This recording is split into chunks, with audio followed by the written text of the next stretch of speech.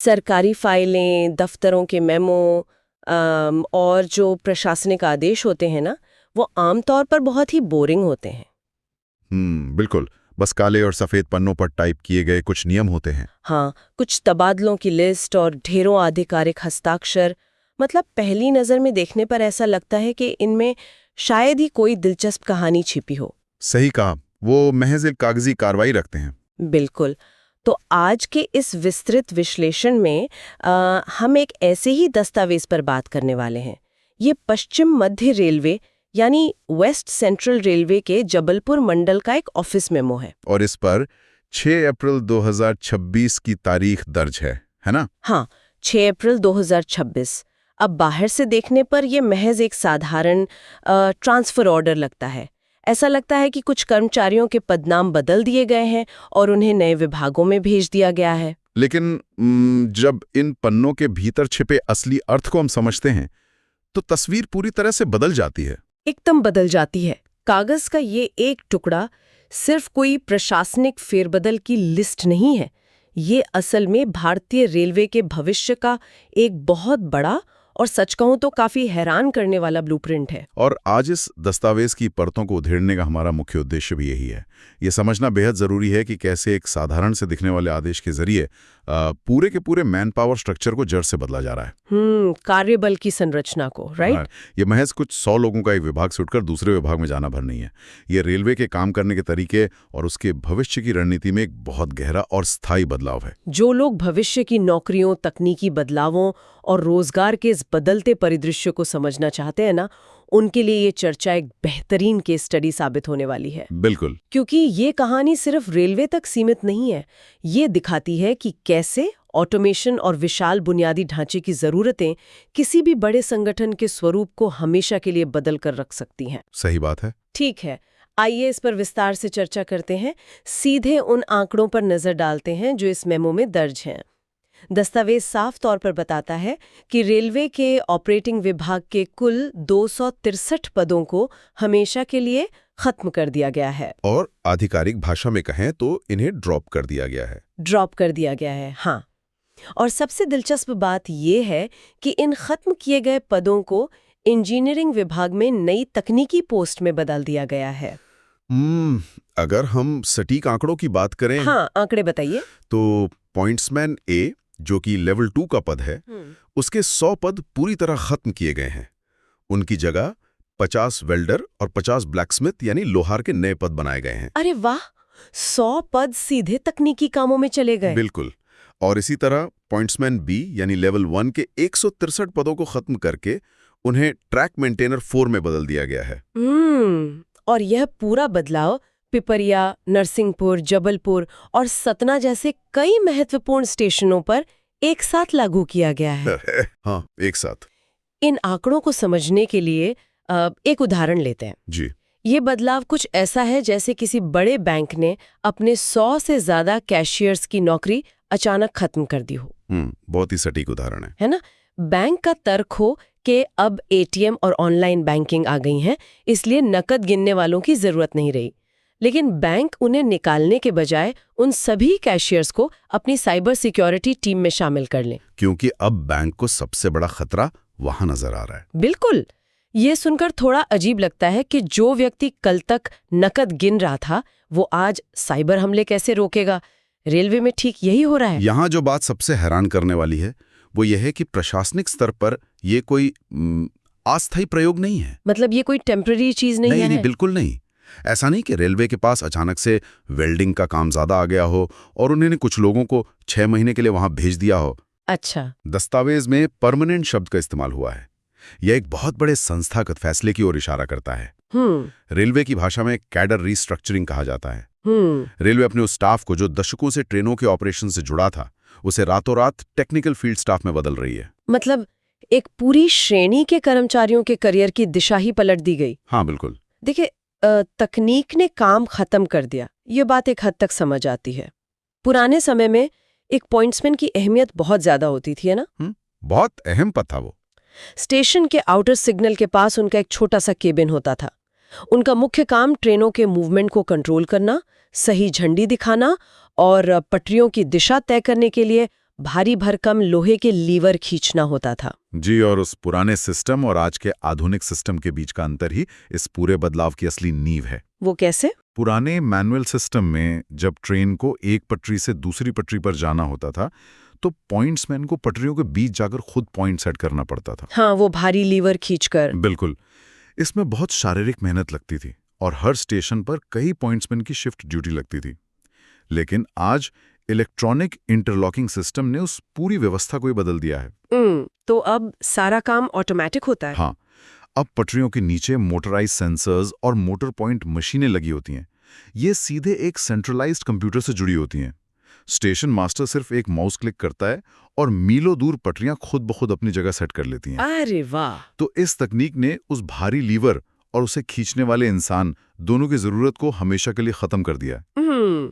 यहाँ एक बात थोड़ी अजीब लगती है मुझे। क्या? अगर इलेक्ट्रॉनिक इंटरलॉकिंग ने पॉइंट्समैन का काम खत्म कर ही दिया था, तो रेलवे ने इन पदों को पूरी तरह से समाप्त करके अपना बजट क्यों नहीं बचाया? मतलब कॉर्पोरेट दुनिया में तो सीधे छटनी कर दी जाती है ना? बिल्कुल, ले ऑफ कर देते हैं। हाँ, इन कर्मचारियों को रिटायरमेंट तक कोई आसान काम देने के बजाय इन्हें सीधे इंजीनियरिंग विभाग में, वो भी वेल्डर और ट्रैक मेंटेनर जैसे भारी भरकम काम में क्यों धकेल दिया गया? क्या पटरियों की हालत इतनी खराब है?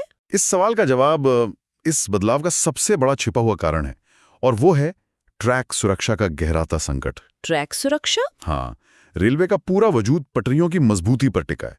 पिछले कुछ दशकों में रेलवे के बुनियादी ढांचे पर जो दबाव पड़ा है ना, वो अकल्पनीय है। आज पटरियों पर सिर्फ आम पैसेंजर ट्रेनें नहीं दौड़ रही।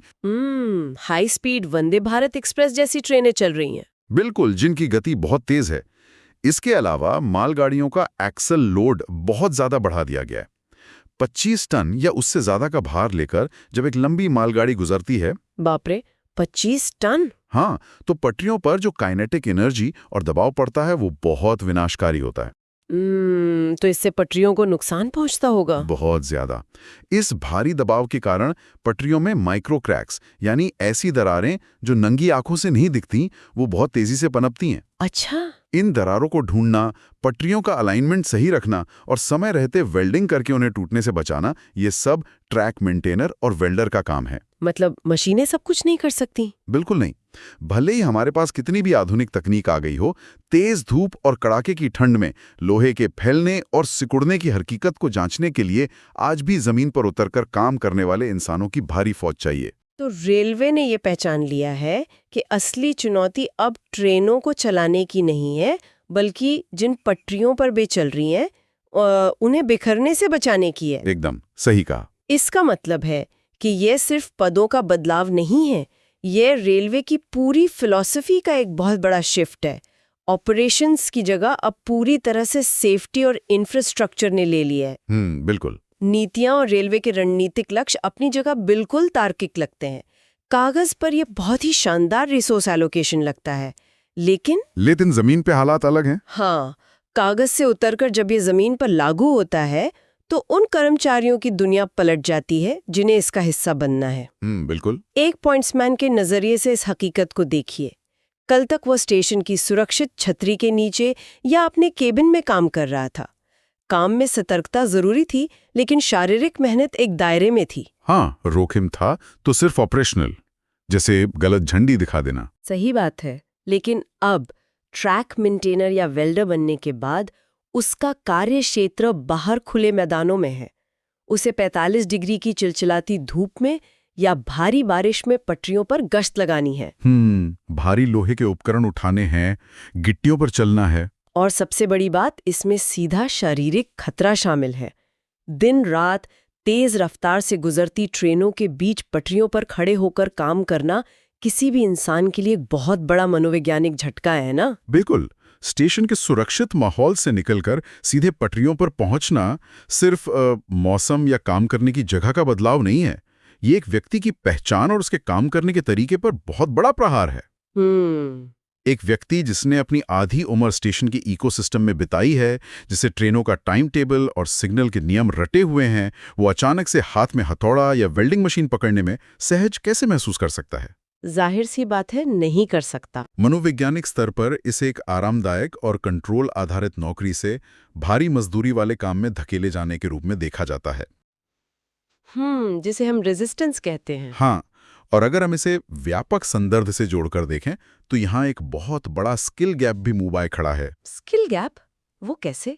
देखिए, एक पॉइंट्समैन को ट्रेनों के रूट और सिग्नल की जानकारी होती है, लेकिन एक वेल्डर या लोहार का काम पूरी तरह से मेटलर्जी और तकनीकी कौशल का है। हाँ, वो तो एकदम अलग फील्ड है। लोहे को किस तापमान पर पिघलाना है, दो पटरियों को जोड़ते समय कितनी सावधानी बरतनी है ताकि वो जोड़ एक भारी ट्रेन के गुजरने पर टूटे नहीं, ये सब रातों बात नहीं सीखा जा सकता। बिल्कुल नहीं। एक गलत वेल्डिंग तो एक बड़े हादसे का कारण बन सकती है। बिल्कुल। ट्रैक मेंटेनर को ये पता होना चाहिए कि पटरियों की क्रैक को कैसे पहचानना है। इन कर्मचारियों को सिर्फ नया पद देना काफी नहीं है, रेलवे को इनके लिए एक बहुत व्यापक और गहन ट्रेनिंग प्रोग्राम चलाना होगा। बिना उचित प्रशिक्षण के इन लोगों को सीधे क्रिटिकल ट्रैक सेफ्टी के काम में लगाना उस सुरक्षा के लिए ही सबसे बड़ा खतरा बन जाएगा, जिसे रेलवे सुधारना चाहती है। तो ट्रेनिंग और रीस्किलिंग की ये चुनौती वाकई बहुत बड़ी है, लेकिन मुझे लगता है कि इस पूरी कवायद के पीछे सिर्फ सुरक्षा या तकनीक ही एकलौती वजह नहीं है। तो आपको क्या लगता है? इसके पीछे एक विशुद्ध कॉरपोरेट गणित और लागत को कम करने की रणनीति भी काम कर रही है। रेलवे एक सरकारी संस्था होने के बावजूद कॉरपोरेट जैसी एफिशिएंसी अपना रही है। दिलचस्प नजरिया है। कैसे? प्रशासन ने देखा कि तकनीक के कारण एक बड़ा मैन पावर खाली हो रहा है। ऐसे में वे ट्रैक मेंटेनेंस के लिए बाहर से नए लोगों को भर्ती करके अपना आर्थिक बोझ क्यों बढ़ाएं? सही बात है। नई भर्ती का मतलब है नई सैलरी, नया बजट और नई पेंशन। इसके बजाय उन्होंने पहले से मौजूद कर्मचारियों को ही नए सांचे में ढालने का फैसला किया। ये एक ऐसा कदम है जहां संसाधनों का अधिकतम उपयोग किया जा रहा है और एक ही बजट में इंजीनियरिंग विभाग को जरूरी मैन पावर भी मिल गया। ये तो कॉस्ट ऑप्टिमाइजेशन का एक बेहतरीन उदाहरण है। संस्थाएं जब भी बड़े तकनीकी बदलाव से गुजरती हैं तो उनके सामने सबसे बड़ा सवाल यही होता है कि अतिरिक्त कार्यबल का क्या किया जाए। बिल्कुल। रेलवे ने उन्हें ले ऑफ करने के बजाय रीएलोकेट करने का रास्ता चुना है। हालांकि ये कर्मचारियों के लिए मुश्किल भरा है, लेकिन संगठन के नजरिए से ये बिना अतिरिक्त पूंजी खर्च किए अपनी सबसे बड़ी जरूरत को पूरा करने का एक बहुत ही व्यावहारिक तरीका है। और जब जमीनी स्तर पर इतना बड़ा बदलाव होता है ना, लोग एक विभाग से दूसरे विभाग में जाते हैं, तो स्वाभाविक है कि सत्ता के समीकरण भी बदलते हैं। सत्ता के समीकरण? हाँ। रेलवे के इतिहास में हमेशा से ऑपरेटिंग डिपार्टमेंट का दबदबा रहा है। स्टेशन मास्टर, कंट्रोलर, ये वो लोग थे जो तय करते थे कि कौन सी ट्रेन कब चलेगी, कहाँ रुकेगी। हाँ, वो कंट्रोल ऑफ ट्रेन्स। बिल्कुल। ट्रेनों के मूवमेंट पर नियंत्रण हमेशा से रेलवे के भीतर ताकत और रुतबे का प्रतीक माना जाता रहा है। लेकिन वो रुतबा अब तेजी से खिसक रहा है। कैसे? जैसे जैसे मशीनें और एल्गोरिदम ट्रेनों के मूवमेंट को कंट्रोल करने लगे हैं, ऑपरेटिंग विभाग का मैन पावर सिकुड़ रहा है। इसके उलट इंजीनियरिंग विभाग, जो पहले सिर्फ पटरियों की मरम्मत तक सीमित माना जाता था, अब सबसे महत्वपूर्ण बन गया है। मतलब ताकत अब ऑपरेशन से इंजीनियरिंग की तरफ जा रही है। एकदम सही। शक्ति का ये केंद्र ट्रेनों के नियंत्रण से शिफ्ट होकर पटरियों के नियंत्रण की ओर जा रहा है। प्रशासनिक व्यवस्थाओं में एक सीधा नियम है, जिस विभाग के पास ज्यादा कर्मचारी होते हैं और जिसकी जिम्मेदारियां सबसे क्रिटिकल होती हैं। हाँ, और जिसके पास सबसे ज्यादा बजट होता है, उसी का सिस्टम पर दबदबा होता है। इस रीस्ट्रक्चरिंग से इंजीनियरिंग विभाग रेलवे के पदानुक्रम में सबसे शक्तिशाली बनकर उभर रहा है। और सत्ता के इस हस्तांतरण के भविष्य के परिणाम बहुत गहरे होने वाले हैं। ये मेमो इस बात का सबूत है कि अगले 1 या 2 दशकों में पॉइंट्समैन जैसी नौकरियां पूरी तरह से इतिहास के पन्नों में दर्ज हो जाएंगी। बिल्कुल। ऑटोमेशन का पहिया पीछे नहीं घूमेगा। इसकी जगह बुनियादी ढांचे, भारी मशीनरी, ट्रैक मेंटेनेंस और तकनीकी सपोर्ट से जुड़ी नौकरियों में भारी उछाल आएगा। जो लोग रेलवे में करियर बनाने की सोच रहे हैं, उन्हें अब ऑपरेशनल नियमों से ज्यादा सिविल इंजीनियरिंग सीखनी होगी। और इससे एक बहुत जरूरी सवाल खड़ा होता है। क्या? जो बदलाव आज 6 अप्रैल 2026 के इस मेमो के जरिए पिपरिया, नरसिंहपुर, जबलपुर और सतना में देखने को मिल रहा है, वो कोई स्थानीय या छिटपुट घटना नहीं है। ये एक मॉडल है। सरकारी नीतियां अक्सर एक डिवीजन में पायलट प्रोजेक्ट की तरह लागू होती हैं और फिर पूरे देश में फैल जाती हैं। ये लगभग तय है कि जबलपुर डिवीजन का ये कदम पूरे भारतीय रेलवे में आने वाले एक बहुत बड़े राष्ट्रव्यापी बदलाव की आहट है। यानी ये एक खामोश क्रांति है। बिल्कुल, एक ऐसी क्रांति जो भारतीय रेलवे के डीएनए को हमेशा के लिए बदल रही है। इस पूरी चर्चा के केंद्र में जो बात उभर कर आती है वो बहुत स्पष्ट है। ये दस्तावेज कोई साधारण आदेश नहीं है, बल्कि यह एक विशाल प्रणाली के विकास का टर्निंग पॉइंट है। दशकों तक जिस व्यवस्था ने इंसानों की शारीरिक क्षमता पर भरोसा किया, जहां लोग लीवर खींचकर ट्रेनों की दिशा तय करते थे, वो व्यवस्था अब एक इंजीनियरिंग और इंफ्रास्ट्रक्चर संचालित सिस्टम में बदल चुकी है। सही कहा, मशीनें अब दिमाग का काम कर रही हैं, वे सिग्नल दे रही हैं और रूट तय कर रही हैं। और इंसानों को इस बुनियादी ढांचे को खड़ा रखने, उसे टूटने से बचाने और पटरियों की हिफाजत करने के लिए मोर्चे पर लगाया जा रहा है। ये तकनीक की जीत है, लेकिन साथ ही यह उन हजारों कर्मचारियों के लिए एक बहुत बड़ी चुनौती भी है जिन्हें अपनी जिंदगी के ढर्रे को नए सिरे से परिभाषित करना होगा। ये एक ऐसा भविष्य है जहां तकनीक आगे बढ़ रही है और इंसान उसके पीछे पीछे ट्रैक की मरम्मत कर रहा है।